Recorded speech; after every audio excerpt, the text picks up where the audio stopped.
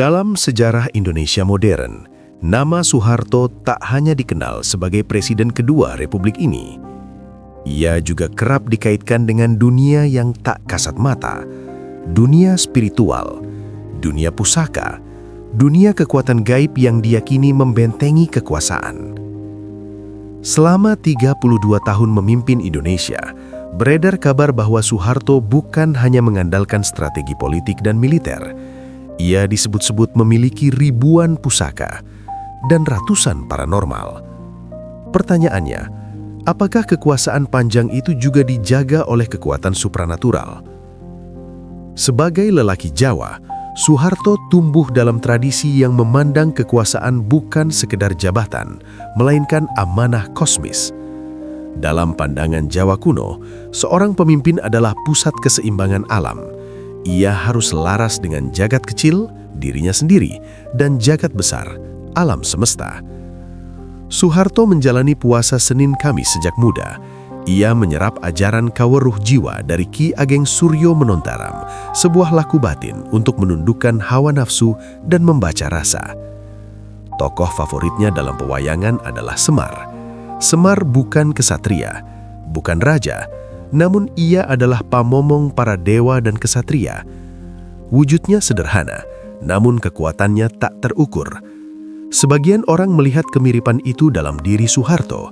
Tenang, tersenyum tipis, namun menyimpan kendali. Kisah tentang pusaka Soeharto menjadi legenda tersendiri. Konon, ia memiliki sekitar 2.000 benda sakral, keris, tombak, gong keramat, topeng kuno. Salah satu yang paling sering disebut adalah keris Keluk Kemukus.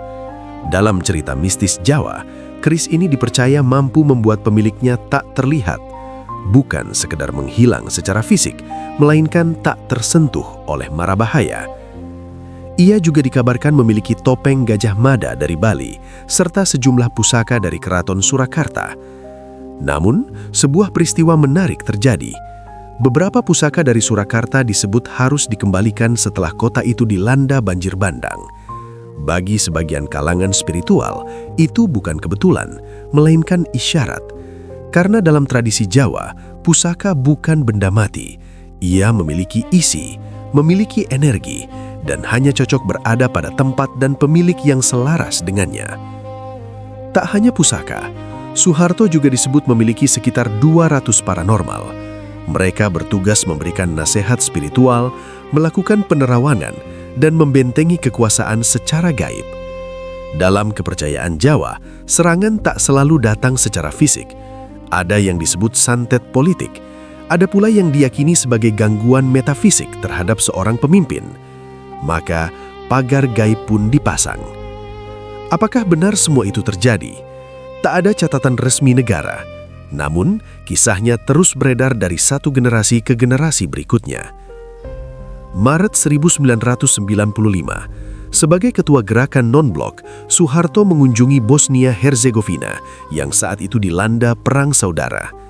Sarajevo berada dalam kepungan konflik bersenjata, namun ia tetap datang. 2 jam berada di wilayah rawan tersebut, tak ada insiden berarti. Namun saat hendak meninggalkan bandara, sebuah rudal meledak di luar landasan pacu. Ledakan itu memicu rumor. Ada yang percaya rudal tersebut ditujukan padanya.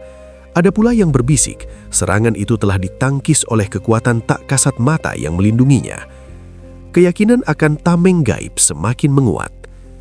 Namun setiap kekuasaan memiliki waktunya. Sebelum lengser pada 1998, banyak spiritualis Jawa menyebut bahwa Wahyu Kaprabon, wahyu kekuasaan raja, telah pergi dari diri Soeharto. Sehari sebelum wafatnya Siti Hartinah, masyarakat Surakarta mengaku melihat cahaya hijau berbentuk ular naga melesat dari kawasan Keraton Mangkunegaran. Dalam simbolisme Jawa, naga hijau kerap diasosiasikan dengan energi kekuasaan. Tak lama setelah itu, Ibu Tin wafat, dan sejak saat itu banyak yang merasa aura Soeharto berubah. Ia tampak lebih rentah, tatapannya kosong, langkah politiknya menjadi lebih terbuka dan keras. Padahal sebelumnya ia dikenal sangat terkendali, sulit ditebak, seperti menyimpan sesuatu di balik senyum tipisnya. Apakah benar kekuasaan Soeharto dijaga pusaka dan paranormal? Ataukah semua itu hanyalah mitos yang tumbuh dalam budaya Jawa yang syarat simbol? Sejarah mencatat fakta politik, namun budaya menyimpan tafsir. Di antara kekuasaan dan kejatuhan, di antara pusaka dan reformasi, kisah Soeharto tetap hidup sebagai perpaduan antara realitas dan misteri. Dan mungkin, sebagian jawabannya memang tak pernah dimaksudkan untuk sepenuhnya terungkap.